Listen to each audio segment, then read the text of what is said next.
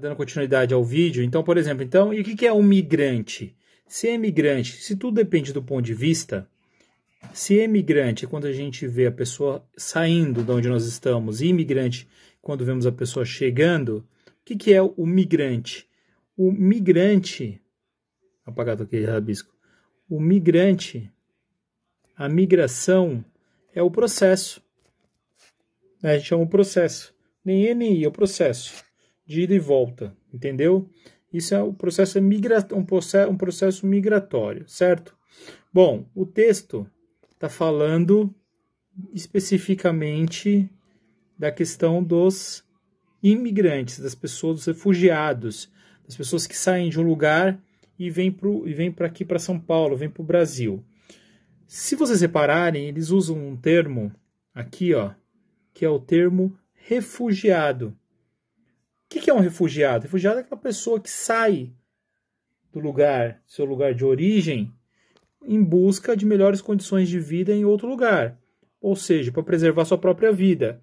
Ou por conta de uma catástrofe natural, terremoto, um tsunami ou algo desse tipo. Ou por guerras, conflitos lá. Ou perseguição política, ideológica.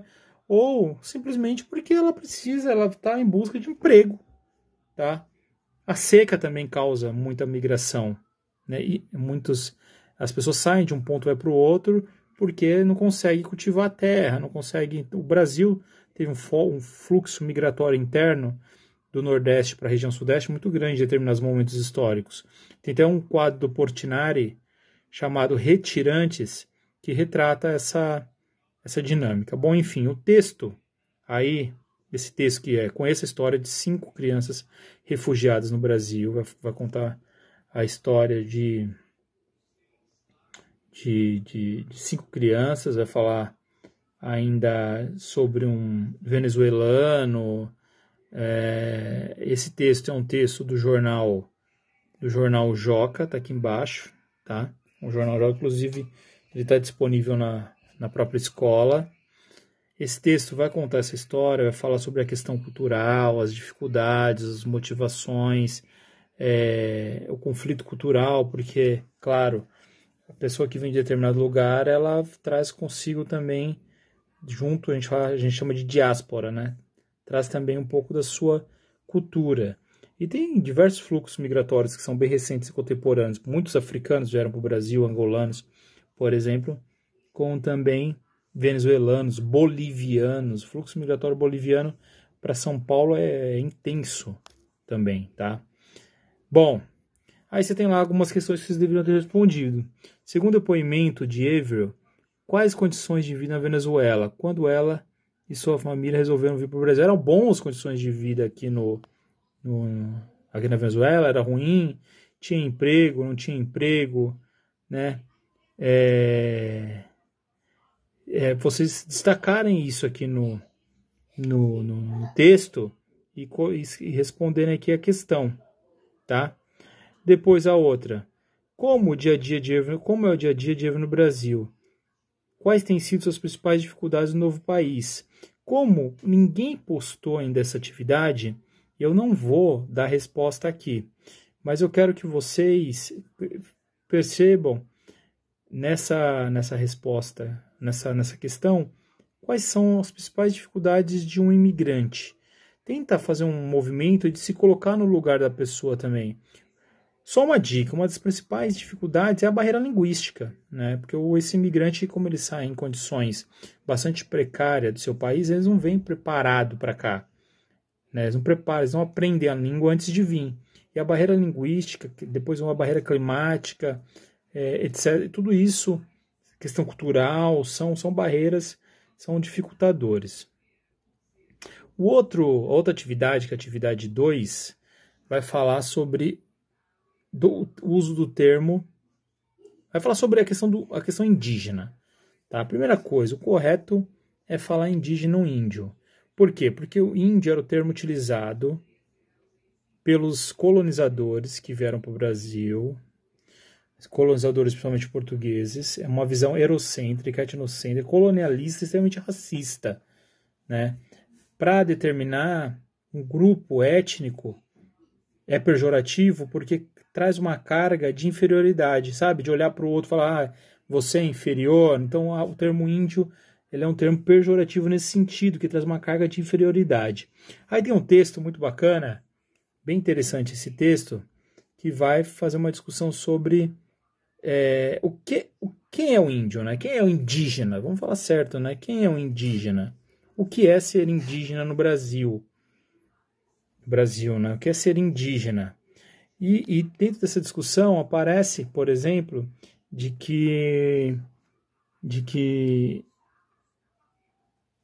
o estereótipo, a ideia de que para ser indígena precisa viver isolado, sem roupa, no meio do mato, né? E a gente sabe que não é assim. O indígena, apesar de manter sua essência cultural, ele estabeleceu diversos vínculos com as sociedades modernas. Então não é porque o sujeito usa calça jeans que ele deixa de ser indígena, não é porque ele tem televisão que ele deixa de ser indígena. Ao longo do tempo, ele foi também se apropriando, isso de forma até agressiva, porque isso foi imposto a eles, de alguns elementos da sociedade, de alguns elementos culturais de outros povos. E nem por conta disso ele deixa de ser indígena. No Pico do Jaraguá, por exemplo, lá na base do pico, tem uma aldeia indígena. Tá? Tem uma aldeia indígena. E ali, os indígenas que vivem ali se apropriaram, sim, de alguns elementos, né, modernos, mas não deixam de ser indígenas porque eles mantêm seus traços culturais, étnicos, um jeito de viver ligados aos seus ancestrais. Bom, vocês teriam que responder também, a questão A, né? Que tipo de pensamento, senhores, textos tem sobre... Que tipo de pensamento as senhoras do texto tem sobre o indígena? Você concorda com essas ideias? Por quê? Há um pensamento ali que aparece, é um pensamento que é um pensamento de que o indígena seria aquele arcaico, atrasado, que vive no meio do mato, que tem que viver só da pesca, que tem que carregar arco e flecha. É um estereótipo, né? A gente sabe que não é assim. Beleza? A atividade 3, que vocês também deveriam ter respondido, né? Atividade 1, 2 e 3 eu pedi para vocês no vídeo. Eu já expliquei isso. Mostra duas imagens, duas paisagens. Já falei para vocês que a paisagem é o aspecto visível do espaço geográfico. É por meio dela que nós aprendemos o espaço, entendemos o espaço. E tem duas imagens da Estação da Luz. Uma de 100 anos atrás e uma mais recente, né? E a imagem fala: o que as fotos contam sobre a história da cidade de São Paulo? Quem será que era o fotógrafo da primeira foto? Tem um nome lá do fotógrafo, tá? Tenta ampliar aí a imagem, talvez vocês consigam ver, tá bom? Acho que aparece pequenininho aqui no cantinho. Ah, não, tem lá, foto Guilherme Gaensley. Inclusive, acho que jogar no Google lá deve aparecer alguma imagem dele. Quais trens que chegavam na época da primeira foto? E hoje, quais trens chegam na estação? Como são os trens? Hoje, como eram os trens antigamente, né? Os trens antigamente carregavam passageiro, era carga. E hoje é o quê? Passageiro, carga? É Maria Fumaça? Hoje é Maria Fumaça? Não é mais? Como é que é? Depois, quais eram os meios de transporte que observamos na foto 1? E quais são os meios de transportes atuais? Tá bom? Então é isso. Para a próxima aula, essa semana, postem a atividade 1, 2 e 3. Para essa semana, respondam a atividade 4 e 5. Atividade 4. Aqui, atividade 4 e 5. Atividade 4, que vai falar sobre a África, o berço da civilização. E a atividade 5 vai falar sobre o processo migratório no início do século XX, que nós já falamos um pouquinho. Beleza? Então é isso que vocês vão fazer. Vocês vão postar essas duas, vocês vão postar não, vocês vão responder essas duas atividades essa semana até o dia. Então vamos lá. Fica para essa semana atividade 4 e 5 para até o dia, até sexta, tá? Até 1/5. Beleza? Vocês vão postar isso na semana que vem, que é o dia 4.